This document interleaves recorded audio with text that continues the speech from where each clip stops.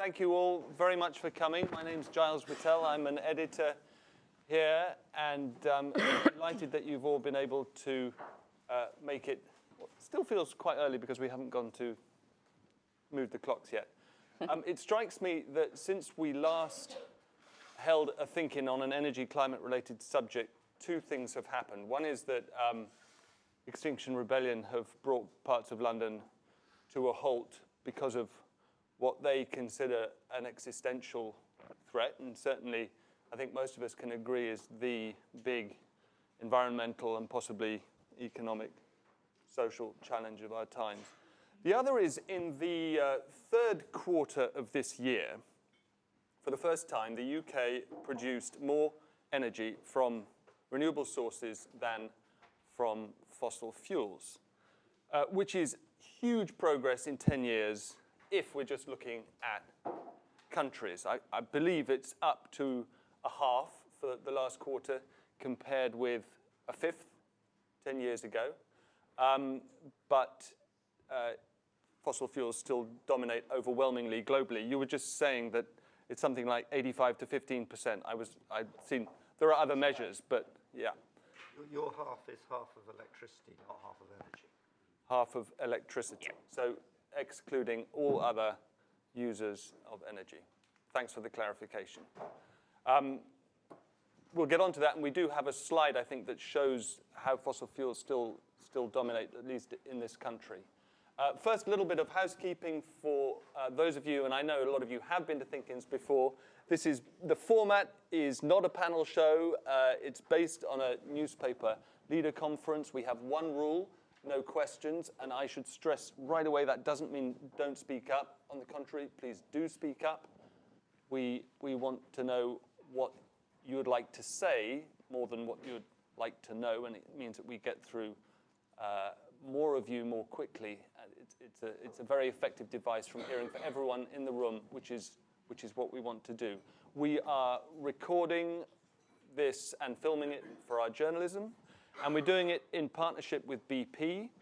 Thank you very much for coming, not least because BP has some skin in the game, and I can't think of many organizations whose point of view whether we are going to radically reduce our dependence on fossil fuels is more important. But first, I'd like to come to Natalie Bennett. Okay. Let me just briefly explain for anybody who doesn't know, former leader of the Green Party. Just based on the science more than the clamour, quite simply, should we be stopping using fossil fuels altogether? Yes. And I might stand up if that's all right, because otherwise everyone at the back is craning. And I'm going to do that classic politician-y thing of wanting to reframe the question, which is, let's celebrate the fact that we can now do entirely without fossil fuels. Because fossil fuels have been polluting our air, 40,000 air pollution deaths, premature deaths in Britain every year. They've been, through their use in plastics, choking our planet. They've made us obese and unhealthy, the fact that we're relying on single vehicle use. They've made us deeply unequal. How about if you have solar panels on your roof, and that's what drives your electric bicycle? You don't have to buy that from anyone else. That's your energy you're using, you're generating for yourself. And you're not paying money to multinational companies who very often have their funds far away and paying very little tax. And there is, of course, the point about the planet we live on. And you don't have to believe me to say that we have to get rid of fossil fuels. Just look at the IPCC, the Intergovernmental Panel on Climate Change. It's a phrase that's very hard to say this early in the morning. They tell us we have 11 years now to turn this all around. So there's a lot of debate, and the Extinction Rebellion people out on the streets are saying, we as Britain have to be zero carbon by 2025. Green Party and many other people are now setting a target of 2030. I'm not terribly interested in debating the differences between 2025 and 2030. What I'm really interested in saying is we have to stop emitting every gram of carbon we have now. We're right on the edge of this planet tipping over. And if you look at the broader history of this, we have for about 10,000 years, 12,000 years, lived in what has historically been a hugely stable climate. That's what's developed everything we know as a human race. And we're at the risk of tipping it over. And even the IPCC is saying the figures they're at are well over the risk of 1.5 degrees. We have to stop every atom of carbon getting out there we possibly can, and that means no fossil fuel. Thank you. Just while we're talking about the IPCC, on projections, a great deal of the debate over the last 30 years has been over whether they are alarmist or not alarmist enough. And there's evidence now that actually they haven't been alarmist enough. Is that where you stand on this? Well, I think you can ask yourself about the sociology of this, which is that this is something, people forget this, every government in the world has signed up to. This is an agreement of a committee that has to get consensus. If you think of any committee you've ever sat on that's had to get consensus, you don't arrive at a radical position. That's not how consensus committees work. When I was in Katowice, Saudi Arabia and the US and others were doing their usual be really obstructive kind of thing. Was that the latest IPCC? That was the last climate talks in Poland, the last climate talks. But they had actually signed up to the IPCC report. That was the forgotten thing, because that's the science, that's the fact, except that's the really, really conservative fact. And if you look at what's actually happened, if you map the reality against what's been predicted, it has consistently, overwhelmingly been much, much worse. So, the track record of the IPCC is it's very, very, very small c conservative. It's not nearly alarmist enough. Right, thanks. Katrina, I'm going to come to you in just a second. But first, from the room, can I have a show of hands of people who, very simply, agree with the question, should we stop using fossil fuels altogether? And I'm warning you, there's a follow-up. Should we stop using fossil fuels altogether? Raise your hands if you believe we should, and if you believe we shouldn't. Okay. And coming back to the first set, raise your hands if you've got a plan for. Okay. Great. Well, we have one. We'll come back to you for that. Katrina. There's a difference between saying, do you believe we should, rather than do you believe we can? Of course, definitely a difference. Thank for the clarification. No, that's why I put my hand up. Yes, in just a second. First, Katrina, you are Director of Environmental Policy at BP and an ecologist by training. And I know that, well, let's be honest about this. BP's in the energy business, but it's not an optimistic forecast from your point of view, but I think a fact that global energy demand is going to go on and on up, and in many respects, that's a good thing. Do you think long-term that we should be aiming at stopping using fossil fuels altogether in that context, despite that? So I'm also going to take a politician approach, if that's all right, by reframing the question slightly. Because I think if I ask the question here, who believes we need to reduce emissions drastically? Absolutely, right? That's fundamental. Who believes we're on an unsustainable path right now? Who believes we're not on track to meet the Paris goals? Absolutely. But I think the question is, then we have to think about how do we get there? And we're in the business of trying to figure out what that path is. And actually, it's not an easy linear path. It's not very clear for different countries. It's not very clear for different energy sectors. But let's just kind of start from where we're at. So currently we're in a situation where the last 100 years or so have been fueled, our progress has been fueled by access to energy. So there's a very, and you'll see in the pre-read we have, there's a very clear correlation between access to energy and human development. It helps, drive prosperity. It lights our lights. It helps us drive our cars, heat our homes, and so on. And actually access to energy is obviously a good thing. It is a good thing. And 85% of that at the moment is coming from fossil fuels. But 3/4 of the world's global emissions is coming from the use of energy. So something has to change if we're going to meet those other questions I've just set out. But how do we get to that is actually really quite tricky. And you know, when you think about sort of where we are currently, we've got about 7 billion people in the planet. We're expecting another 2 billion to come along in the next 10, 20 years.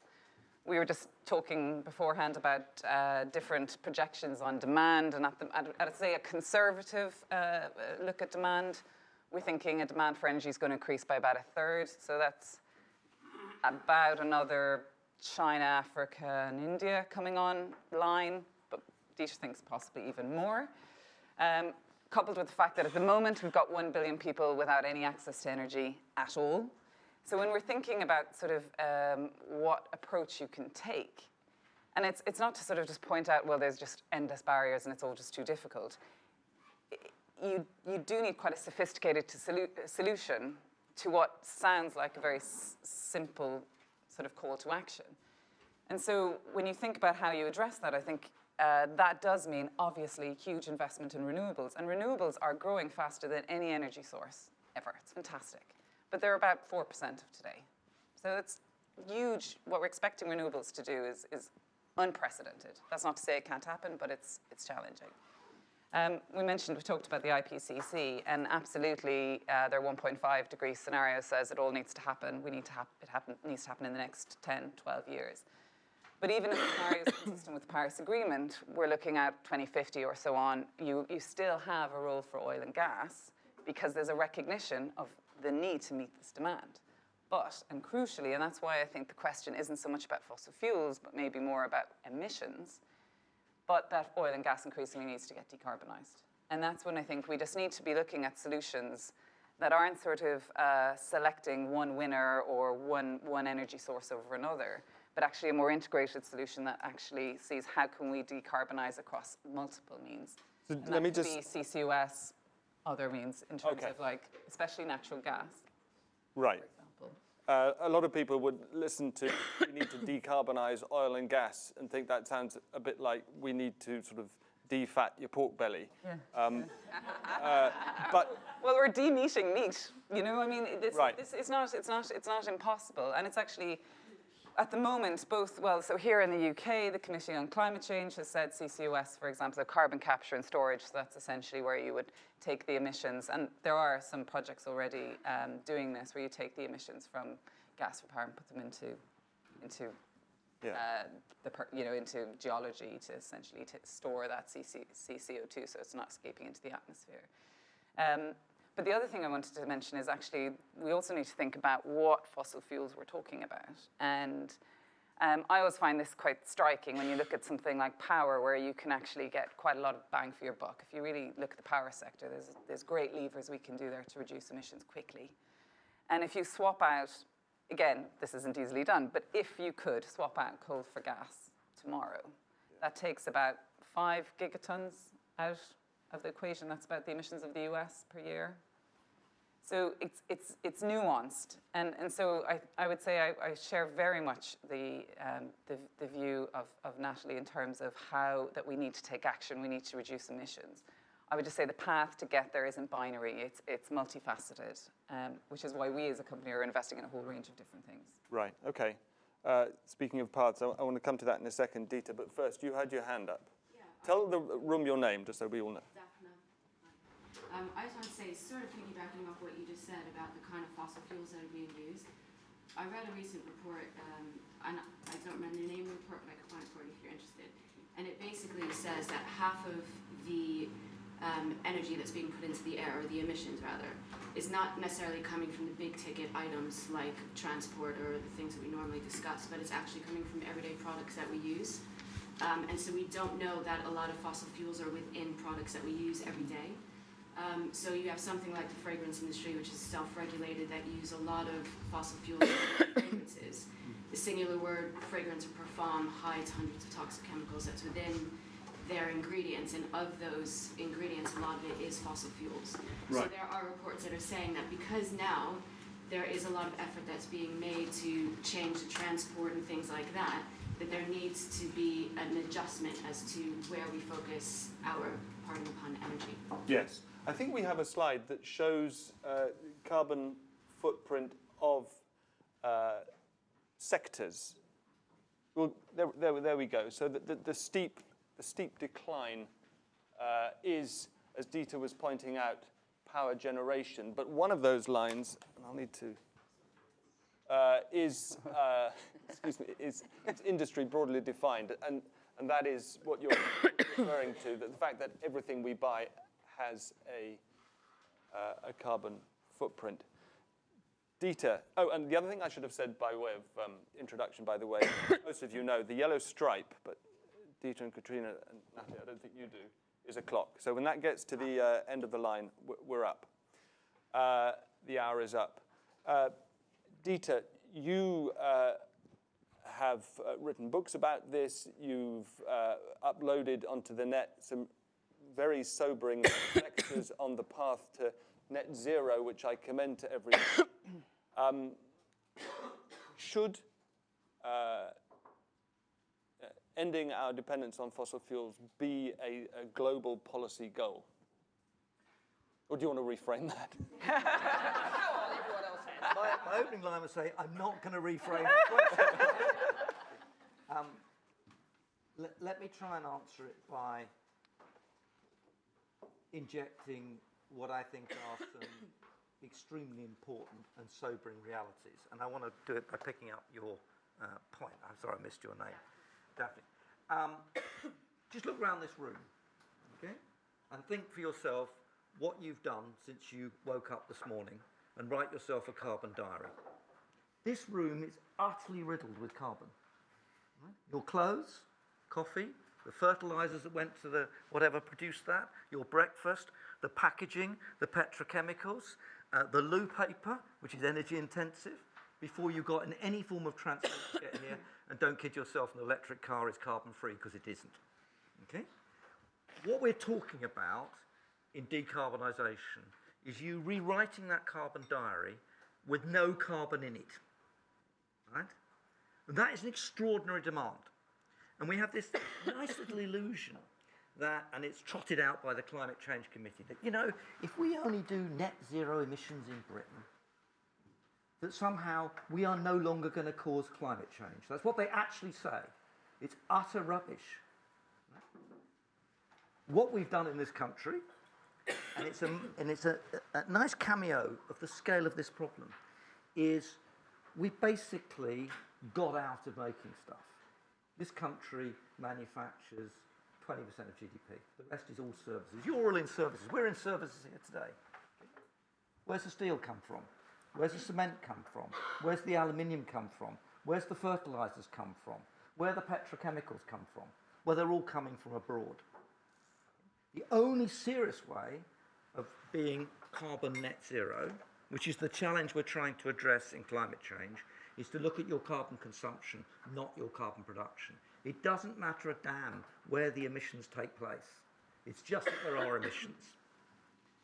And that's a starting point. And once you realise that, you realise that when people say we're living an unsustainable lifestyle, we're living beyond our carbon means, they're absolutely right. We haven't begun to think about how big the shock would be to actually decarbonise.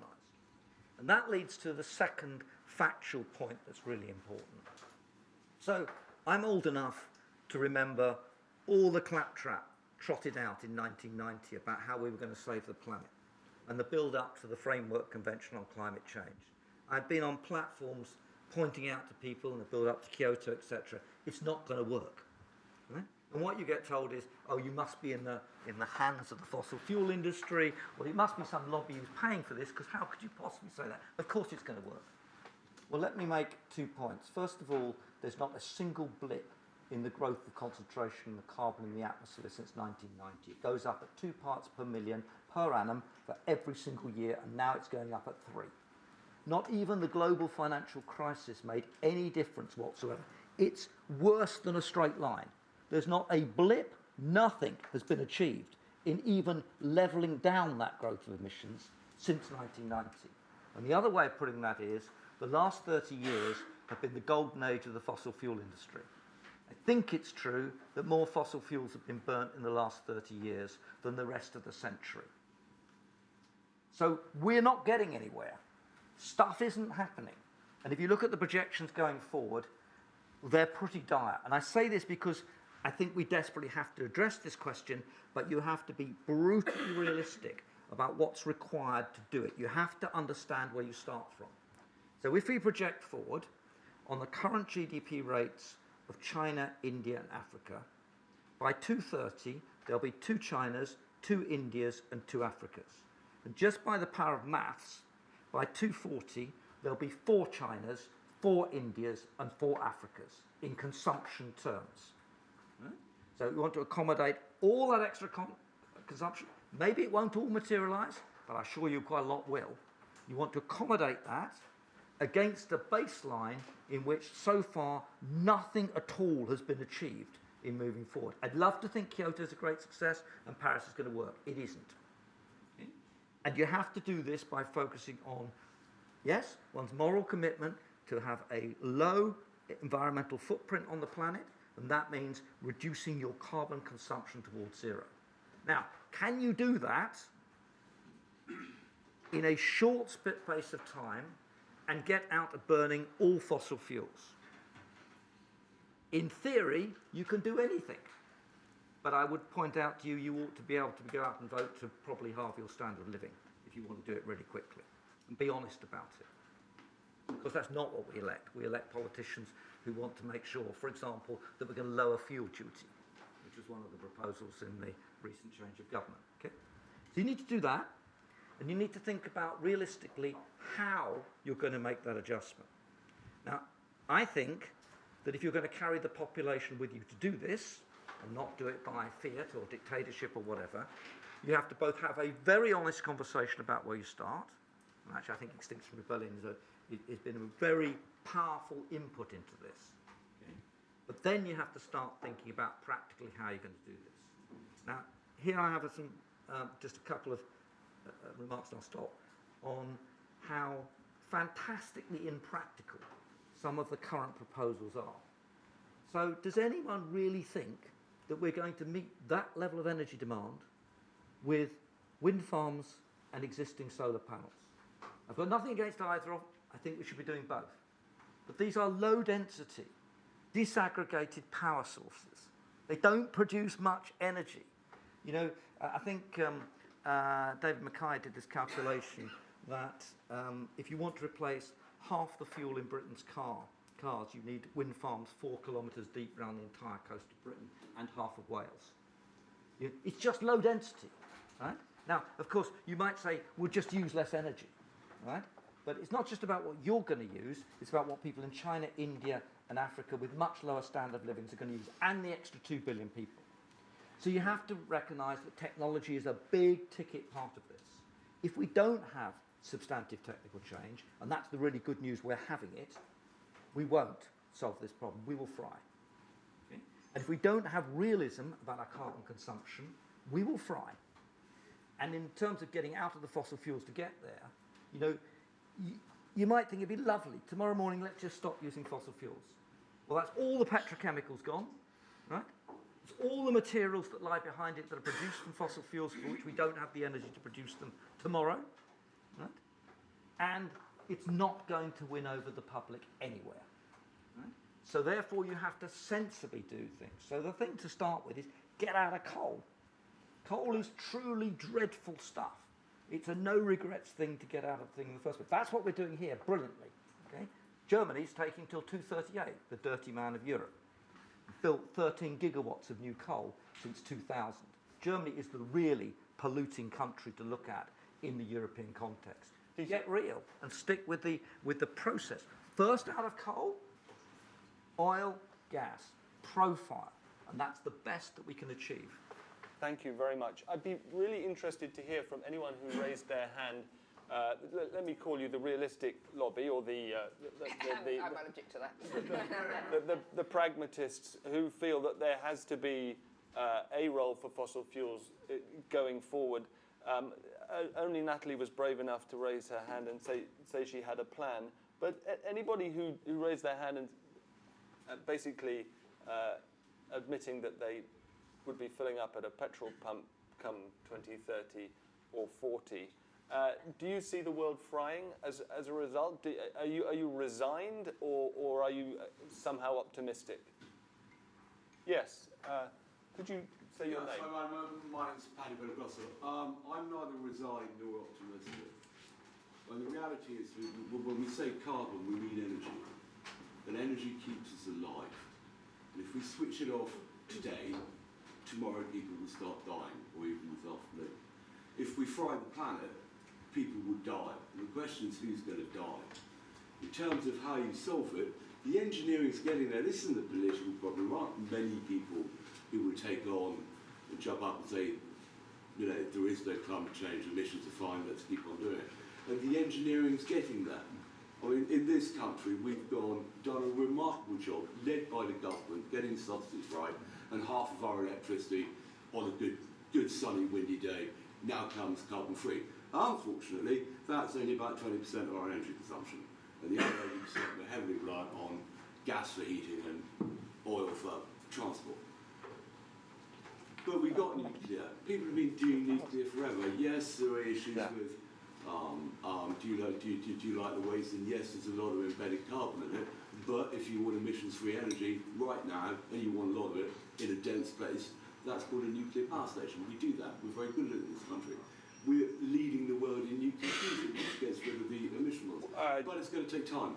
That would be, you probably know more about that than me. It would be terrific if true that fusion was anywhere near actual realisation, but is it? No. Boris has just spent $1 billion on getting the, I can't remember the amount. Yeah. It's about 2030, 2030, 2040, they reckon they'll have it online. But just as a sort of... Dieter, just a second. I want to... Natalie, you want Well, I want to come back to the broad picture here, and I want to invite everyone to look at the clock over there. Do we really need a screen anything like that size? Do we really need a screen at all? When this building was built 100 or so years ago, there would have been a clock that would have told people in this building the time.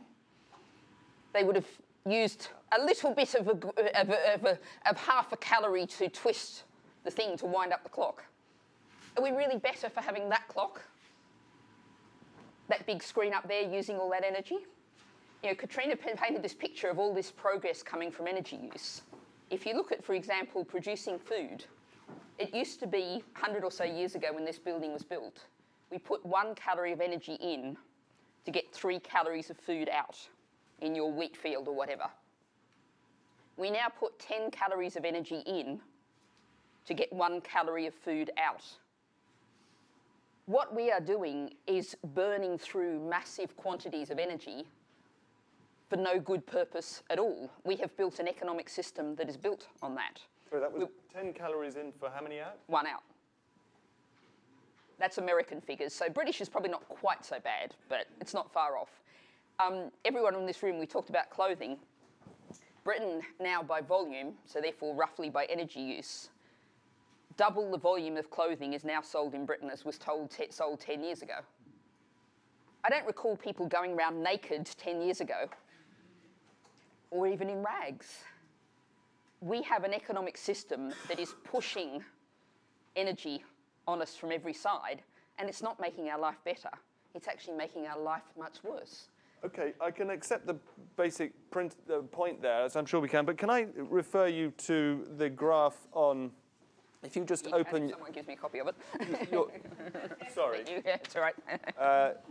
This shows the graph on the second page of your notes. We've used this before, and it has been cited by the outgoing CEO of BP, Bob Dudley, but it does show a broad correlation between energy consumption and human development. And how do you answer the point that it's pretty rich for us to sit here in the rich north, denying all these countries in the bottom half of the graph the right to acquire a higher level of human development through higher energy consumption? Well, I'm not denying them the right for a higher level of, I want the old green phrase is contraction and convergence. There's enough resources in the world for everyone to have a decent life if we just share them out fairly. That means us using a great deal less resources and quite a lot of people in the world still using more resources. But they can use, and we have a lot of the science and the technology and our understanding is developed. They can develop much better and far more healthily than we have. I mean, the other thing is, a McDonald's hamburger or similar has a massive energy input. I referred to fossil fuel creating obesity. There's your case study. If we encourage people to develop a different kind of economic system, a different kind of food system, they can eat very, very well. And it's a different development path. They don't have to follow the same development path we did. Fair enough. There was a hand up over here. Yes, sorry. Firstly, I was going to jump in on the point with no one's What's your denying. name, sorry? My name's Ed Dowding. No one's denying anyone anything. We're just saying use different energy sources. And to reduce it to so simplistic an argument is kind of insulting. But I think the bigger point is that energy companies need a forcing function. They are deeply, deeply uncredible and have such a bad track record of decarbonising. Just looking out quickly, BP has reduced its investment in R&D by 55% in the last 8 years. It is getting its carbon credibility by buying small energy companies. It has had the most exploration since 2004, in spite of the fact that we know there are $2 trillion worth of stranded assets, i.e. assets which we already know exist in the ground. And we know that if we burn them, we go over 2 degrees and shoot way up to 4 degrees. BP is spending 0.5 billion of its 15 billion capex on clean energy. And after 2007, after the financial crash, it shut its alternative energy HQ. So these companies need a forcing function. We need to regulate them, to control them, to tell them what to do. There is a trial about to happen in America where Exxon knew in 60s, 70s, the effects of climate change. They had models that predicted the outcomes that we have now. They knew and they continued to act, and were allowed to continue to act. We need to force their hand. We need to suppress the work, a lot of that direction of the work that they do. And until they can do clean energy and produce clean energy and prove that they can do it, and prove that they have a plan for doing it, we shouldn't allow them to continue to operate in the way that they do. The license to operate is just not worth it. So what is the sort of forcing function that you have in mind? If you're going to produce energy, produce it clean, invest, and they flip those numbers around oil investment versus green energy investment. Just cease exploration. Let's start with that. Just cease new exploration. They're opening up they're continuing to look for new assets. But in practical terms, the share price, which we know, and those assets, we know that when we discover them, we cannot burn them, or at least we cannot burn them using anything like the existing technology. Work out how to burn them, cool. Then crack on. Work out how to pull carbon out of the atmosphere at greater rates than ever before. Work out where exactly you're going to plant those trees, or how you can do that direct air capture, and sink it. And then you can go for it. It still seems dumb, but go for it if you want to do that sort of weird economic activity. Katrina, what do you say to the view that it is time for big traditional energy companies to cease being traditional energy companies and transition completely out of oil and gas and become totally clean energy companies? Yeah, so I think actually BP is probably in a unique position here because we took a really good crack at this about 10 years ago when we made a commitment, we invested 8 billion in alternative energy. And actually the reason that actually some of those businesses didn't work was because the market conditions weren't right for it. The carbon price we expected and anticipated didn't materialize. The recession led to governments sort of leaning away from really prioritizing climate change. Dieter's spoken well about how there's a big gap and I say this as someone who's worked in government for a very long time before I joined BP, there's very good, strong ambition, but there's a gap between the ambition and the reality on the ground and the incentives in the market and policy frameworks that we're seeing to incentivize lower carbon energy. And so we've systematically, for decades, said, put a price on carbon. We believe climate change is happening. We believe greenhouse gas emissions from man-made sources are causing it. But what we're trying to do is also continue to thrive and survive as a business and meet that demand. And whereas I find the argument compelling to say, well, why don't we all just stop and figure it out? What that means is you're going to have a lag in the system where future demand is not going to be met. And I don't think that's for us to make that decision. But I would say, yes, we've chosen to think about how we can transition. And that is why we are investing in all of these different alternatives. This isn't to sort of improve our credibility. It's because we know the world is changing and we know it has to change. So that's why we have UK's biggest EV charging network, why we've invested in Europe's largest solar company. That's why. But yes, it is a small part of our capex currently, but just to put that in context, it's about $500 million every year. It's about 750 this year. That is in and around the same as the the bottom 50 FTSE 100 companies' capex entirely is what we're putting into renewable at the moment. It has to grow. It is growing. But meanwhile, can you give an idea of how far? Because it'll have to get beyond the sort of 3% level by an order of magnitude for people to be properly impressed, won't it?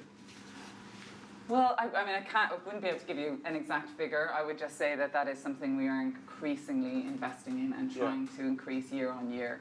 And I would expect, and I would watch the space, I would expect to see those numbers go up. But I think in reality, our core business has been oil and gas.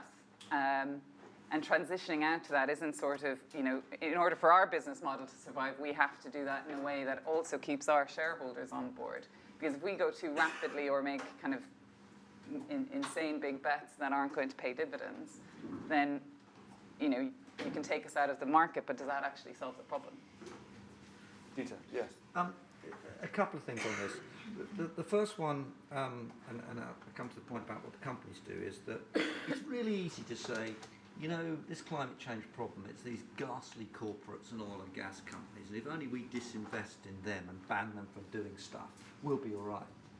And the problem with that argument is the real polluters are you and me.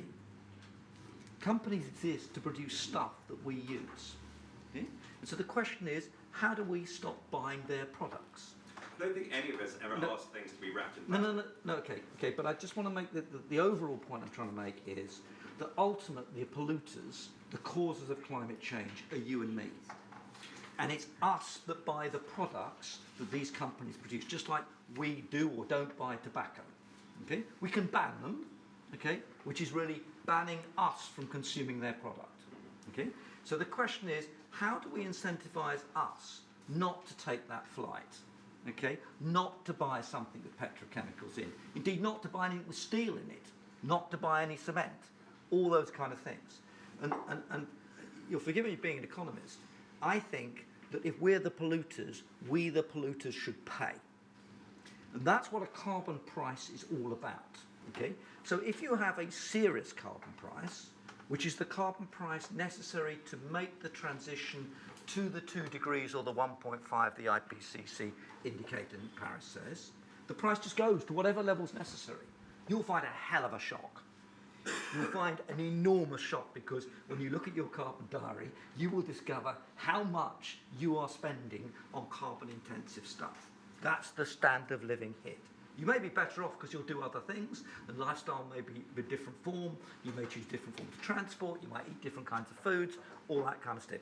So the first point is that the carbon price is not about attacking companies. I'm very happy to do that. Right? It's about attacking us, the polluters, because it's us that are doing the damage. Now, the second point is an instrumental one, which is that people say, yeah, well, just disinvest. My students in Oxford College say, let's disinvest in oil companies. Let's just not have them. Okay? And so I say to them, so what do you think will happen? So 90% of the world's oil and gas is produced by state-owned companies. The Exxons, the BPs, and the Shells are about 10%. That's it. Okay? So if we stop them doing E&P, stop them developing new resources, which I have some sympathy with, okay, providing those licenses. Do you think that the net oil production will go down as a result? Do you think Saudi Aramco and Rosneft and the Chinese companies will say, you know what, they've stopped producing this stuff. We won't produce the stuff to make up the market demand. It's nonsense. And what will actually happen is those companies will produce it in a more polluting way than these guys will. Okay? So when you think about what disinvestment means, and you start to go through the list of all the companies that, you know, make sure you've got the construction companies in there, make sure you've got the steel companies, etc. When you go through that list and start to work out all the things you've got to disinvest in, the truth is that the economy is overwhelmingly carbon, and every company is overwhelmingly carbon. And so I think that you have to be very, very careful about wishing the end and wishing the means. But the fundamental point is, it's you and me that are doing the pollution, and we are the polluters, and it's an easy fiction to say, no, it's the bad guys over there, okay? They need to be regulated, etc. But start with us. Start with what you're doing. And that's why I really commend to you, think about what your carbon diary actually looks like every day, and work out how you could even reduce it by 20%. That's the start. And the carbon price would not encourage you a true price on that pollution. And it incentivises the alternative energies too. Natalie, I promise that you can jump in. Can you hold your thought for a second? Sir. I think the point Sorry, what's your name? Sorry, Luke. I just think that the point around consumer versus capital is kind of like key here, because there's that tension in every conversation with sort of companies saying, well, we'll follow market demand, and the consumer saying, well, it's up to the capital to kind of like decarbonise themselves, and then it just leads to this culture where everybody lacks accountability and don't really get anywhere. I do kind of largely agree that it's going to be consumer-led, and there's going to be a market-driven sort of approach, but I guess that relies on an informed consumer, right? Well, or a carbon price. So you're informed at the price of what you're paying. Yes, so whatever mechanism for informing the consumer, they need to have an awareness of what the carbon is embodied in the products they're consuming. And I guess like part of it is, if we really cared about climate change, by the sounds of it, we wouldn't be here. We'd be like in our yurt in North Wales without kind of like even moving from the ground that we're on. But I guess what happens is if we have uninformed sort of consumers, it also influences policy. So like this morning, we've got Labour coming out against fracking, but still pushing coal. You get this incoherent like policy narrative, where actually you just end up in a bit of a muddle. So I agree, like it's going to be a consumer-led thing, but like that relies on an informed consumer. That's the fundamental of it. Thank you. Digby, Natalie, Katie. Digby. Hi, I'm Digby. Some of you might know me. You were all talking about how there were many economic problems, like the way the economic system works, and I totally agree with that. I think that the way it works at the moment is our economic system benefits those who can benefit themselves, those who can use their energy or use their production to increase their standard of living or to increase others' standard of living, gain from the economic community.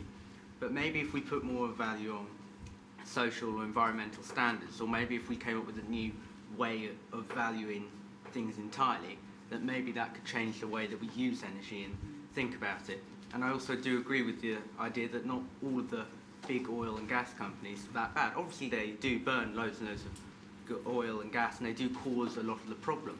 But if they're taking active steps, and if us as the consumers can lobby them and try to persuade them to change, then they can become a force for good. Because even though they're currently causing the problem, the power that they hold to create a force of good, if we can change their way, then they could actually become the most powerful force to renewable change. Do you have a specific idea of how we might put assign a value to an environmental good? Because I don't. I'm not sure. It's called a price. So that's coming back to a carbon price. Well, you've got the carbon trust. You know, it has a carbon footprint, a water footprint, and a waste footprint. Yeah. If you add a social footprint to that, then you've got a pretty good measure of the impact, and you can put what I call damage taxes on things. So replace that with a damage tax, and the £5 T-shirt down in Primark has, I don't know, £50 damage tax on it. Then the one made from hemp, grown in Kent and spun in a nice little factory here with well-paid workers and sold from a nice little local shop can compete. Okay. That's how prices work. Yes. I was just to pick up on how do you educate people and sort of understanding carbon price or tax. Is there any way that you could do carbon labelling? So the way that we learnt about food was that actually you had a traffic light system on our food. Why wouldn't all of the packaging and products come with a carbon label? Yeah, it's actually very complicated if you look at the embedded carbon in everything.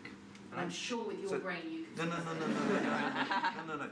So what you need to do is start with the big five, which comprise the bulk of the carbon products. Fertilisers, petrochemicals, aluminium, cement, and I forget what the third one is. The fifth one is. But you start with the big ones. So get it roughly right with the labelling rather than precisely wrong, which is to have no labelling at all. But I want to come back to Dieter's point, and 100%, I'm not disagreeing on the carbon price, but 100% disagree on the personal behaviour.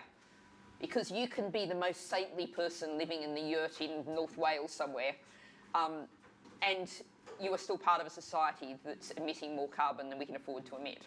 What we need to do is have system change to make the environmentally friendly, low carbon thing the cheapest, easiest, simplest, most obvious thing you can possibly do. And I would argue that if you're living in that yurt in Wales, you're actually probably part of the problem, because if you are instead on the streets of London with Extinction Rebellion, spending a bit of carbon, but actually changing the whole system, then you're actually doing much more to slash the carbon emissions of our society. So let's focus on the system change. And, you know, somewhere down in Brixton now, there's a single mum who's trying to get a couple of kids off to school. And she's probably not thinking about her carbon emissions and, you know, what the carbon emissions of her breakfast is. And I will entirely accept her right not to, because she's got so many other things to worry about: paying the rent, will her sons come home alive tonight? So actually we have to make a far more equal society, a decent society, a society where doing the right thing economically and socially is the easy thing to do. Could I come in on that? Yes, and then James.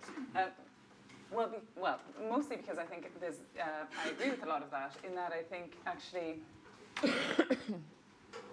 we as a society need to ask governments, we need to give them the comfort to enable those changes. And actually what's been interesting is a couple of developments recently has sort of illustrated how hard it is to affect that change. So I agree, not every individual can figure out how to strip the carbon out of their footprint. That's a very difficult thing to ask. And I've been trying to take steps in my own life, and actually, you know, things like installing solar panels. There's a lot of barriers of entry to the market. It's expensive, it's a lot of upfront cost, and that's as somebody who's already, you know, comparatively much privileged position to most people in the world, I'm sure.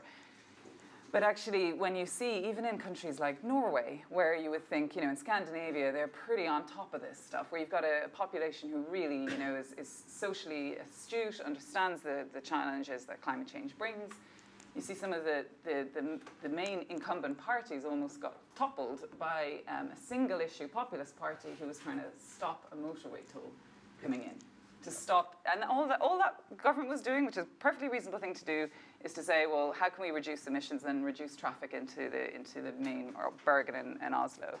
Equally, the carbon tax, you know, putting essentially a carbon tax in France.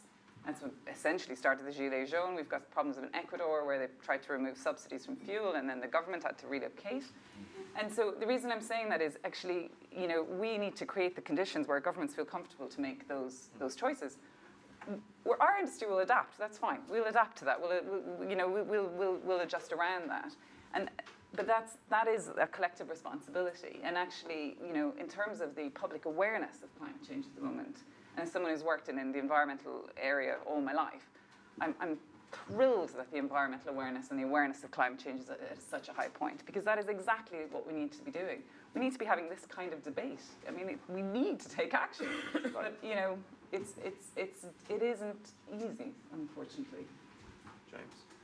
So I think this is absolutely fascinating, but if you're listening to the conversation this morning, it's deeply alarming. Because your overwhelming impression is that you're caught between either a world of virtue signalling or greenwashing. You either have this binary choice, which is, okay, either we're going to turn back the clocks, you know, we're going to have Natalie's prescription, which is, hang on, let's go back to a world, right? But human beings have never gone back to anything, right?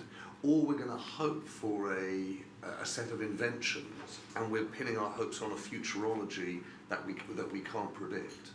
And I have to say that I really worry about, Dieter, this idea of kind of our individual responsibility in it, because the problem is I know that I don't have either the temperament or the time to commit to doing this well, right?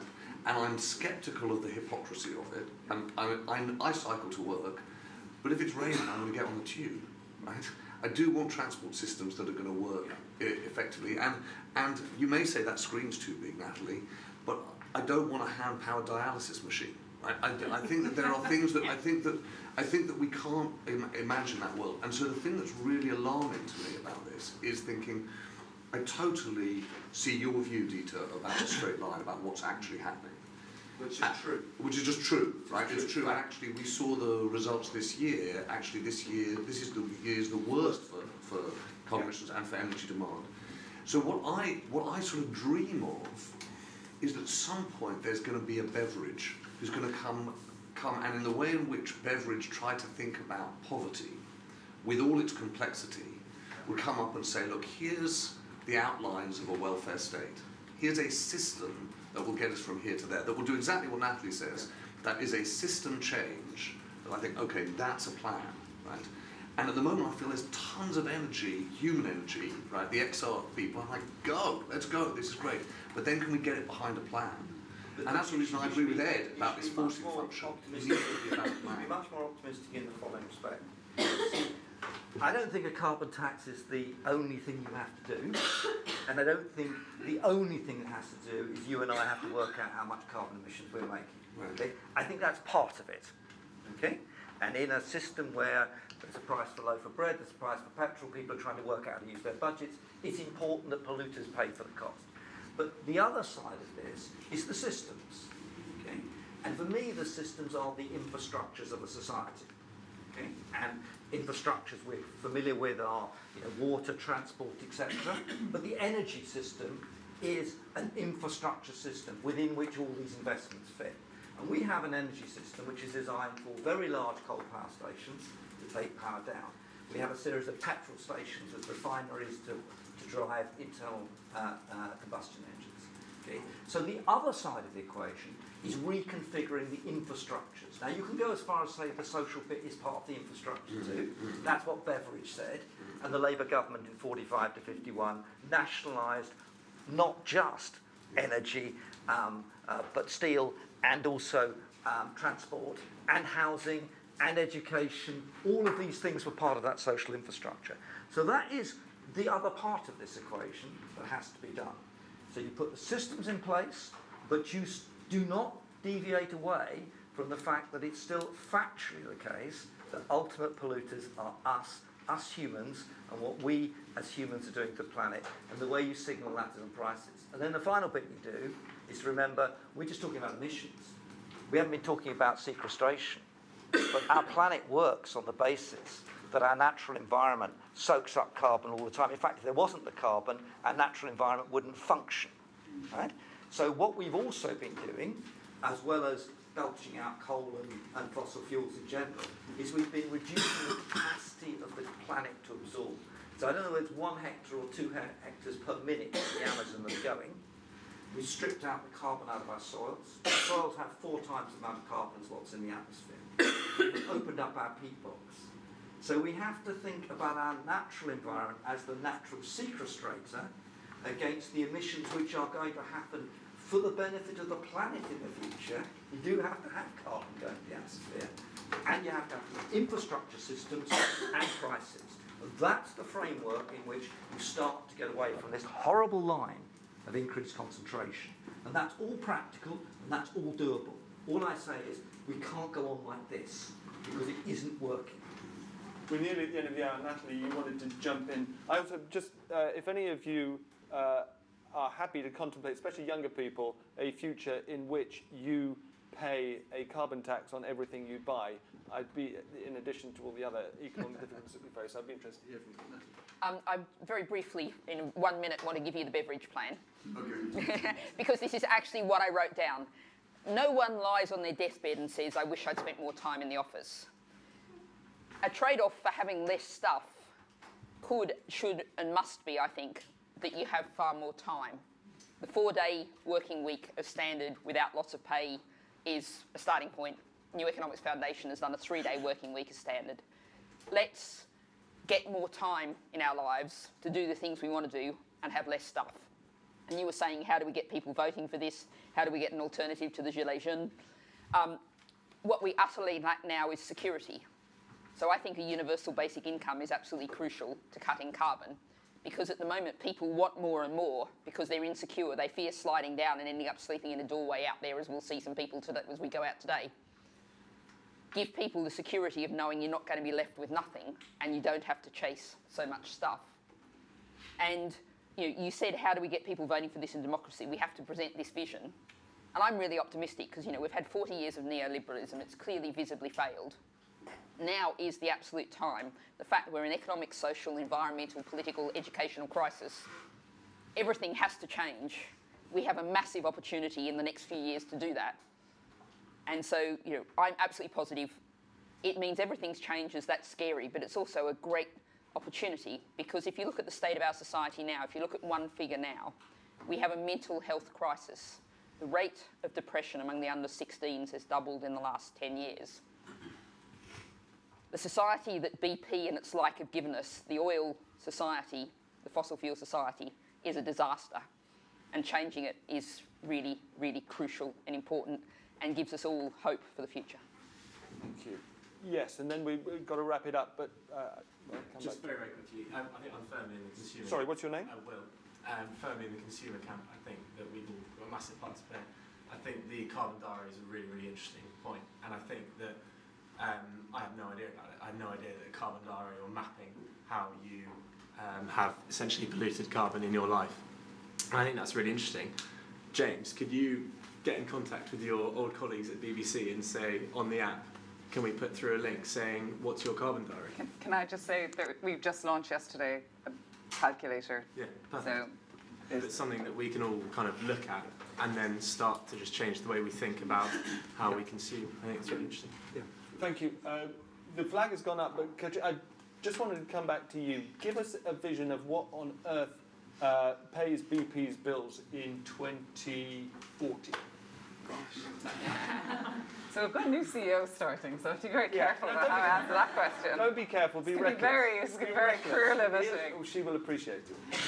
Well, I mean, I would say that we are going to see, I think gas will continue to be a big part of what we do for the reasons that I've outlined, because I think it makes a lot of sense from an energy supply, but also from an emissions production. Oil will continue to be part of our portfolio, but globally we're seeing oil demand is actually going to plateau off in the next couple of years. And then I'm hoping we'll see an increasing share of renewables and alternative energies. And the other thing I would say is actually it's not just about, and this is something that I know Dieter talks about a lot but hasn't had a chance to talk probably about today, it's not just about renewable solutions, which is really important. It's also about digitalization and technology. And actually that's where you can see, that's where the dial really shifts. And we've just, there's lots of things I could tell you that we've done, but we're investing in a company at the moment, Grid Edge, which is looking at how we reduce the energy consumption of supermarkets and shopping centres, for example. But stuff like that is where you suddenly can get kind of exponential change in emissions. So I'm hoping we'll be doing a lot more in the digital and tech side as well. Thank you very much. Okay, I'll try very quickly to pull some of these threads together. Confession, more than ever for a ThinkIn, this has been a one-stop shop for me, because I'm committed to writing a story for one of our books, a piece on how to save the world. So this has been a great. Good. Can you tell us afterwards? Yeah, I will. I'll try to get all the answers right. But starting at the end and then moving to the beginning of the conversation, James alerted us to what he worries is a binary choice between futurology and yurts.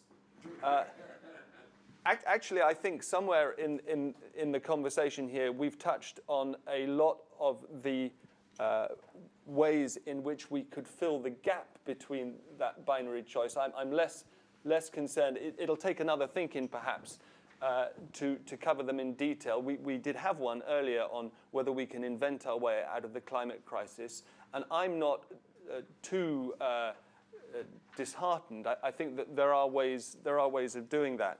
Let me just very briefly reflect on what's been said. Natalie started by saying that we should celebrate the fact that we can do without fossil fuels. I should have said how, because in a sense that's integral to the argument, and I think there's a very practical discussion to be had on that question. Though obviously the rapid uptake, rapider than forecast, of renewables gives hope there. And I'm a huge fan of the steep downward slope on the graph that we showed, and it was pointed out to me that this was only power generation, it wasn't overall energy use, and also pointed out that we expand our own carbon footprint by importing carbon-intensive products. But nonetheless, I think the UK has led by example and doesn't toot its own horn enough. If it is possible to persuade, whether by cash or technology transfer, China and India to do with coal what the UK has done with coal over the past 10 years, big if. But then we've got those big lines going down all over the world and lowering the carbon intensity of everything we import. Is that not true? You said the word if, but I don't see the Chinese queuing up and saying, you know, those British, they've done this fantastic job of building these wind farms in the North Sea because they've got shallow water, which is very convenient for doing it. And their standard of living is much higher than us. Gosh, it's a great example. We must follow. I think these problems, I think that's patronising, and I think these problems lie in trying to work out economic models of development for those countries and how we can contribute to helping them make those transitions. But, you know, the idea we're just going to give them our brilliant technology because they're just too primitive to come up to speed. You know, the world's changed from that world. Look, you know, and that's conveniently, important. I'm speaking to a series of to a group of senior Chinese bureaucrats at 11 o'clock. So they'll be hearing a green radical vision then. Do please report back. Okay, just very, very briefly, Katrina reminded us of correlation between access to energy and quality of life, broadly speaking. I'm persuaded that that's an important correlation. Daphne, you were the one who reminded us of the carbon footprint of everything we use. I think, Dieter, coming back to your first point, we should all keep carbon diaries, and if we don't all individually, then I think it's something that Tortoise ought to look into putting on the app every day. Maybe we should add it to the SenseMaker Daily. That'd be another chore, wouldn't it? But it'd be fun. Can I make a suggestion on that, just to pick up on Will's point? If anyone does want to keep a carbon diary, will you just come and find me afterwards? Because I think what would be interesting to get, you know, a couple of dozen people and see what happens if we did one for a month, 3 months, and see whether our behaviour changed. So if anyone's interested, I'd certainly like to try. I was quite distressed about the idea of a carbon footprint to my cup of coffee, so... But the thing is, what it makes you do is understand that the carbon problem is not just about electricity. Actually, I think decarbonising electricity is relatively easy.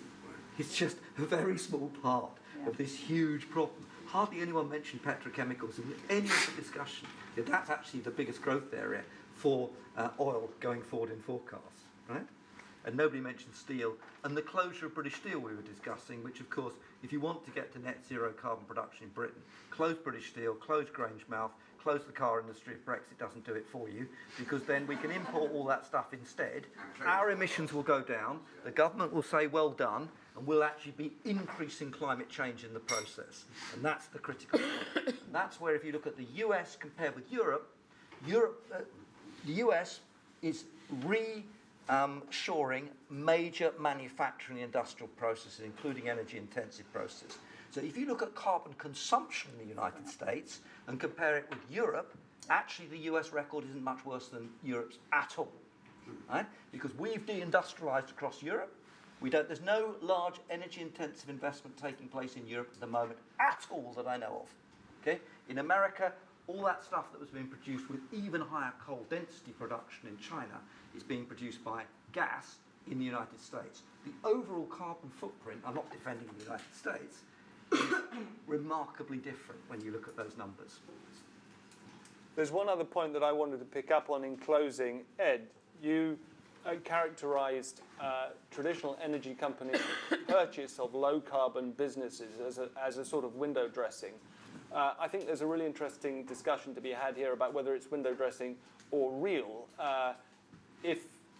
Certainly on the Tortoise Responsibility 100 Index, if a carbon-intensive business buys a low-carbon business and that shrinks its carbon footprint, lowers its carbon intensity, we give them credit for that. And we can continue this discussion, but I think we've got to be fair on big oil, big gas, big energy, that may be the way to transition out of fossil fuels. In any event, I think we all agreed that long-term we've got to. It's complicated. It may involve sacrifices on everybody's part. It would be really interesting to see in some carbon. I don't agree with the sacrifice. Improvement. Improvement. Yeah. Different way of looking at adjustment. So let's have some commentary going along with the carbon diaries, and we'll print it all in Tortoise, and I will get on with writing my recipe for saving the world. But thank you all very much for coming. Thank you.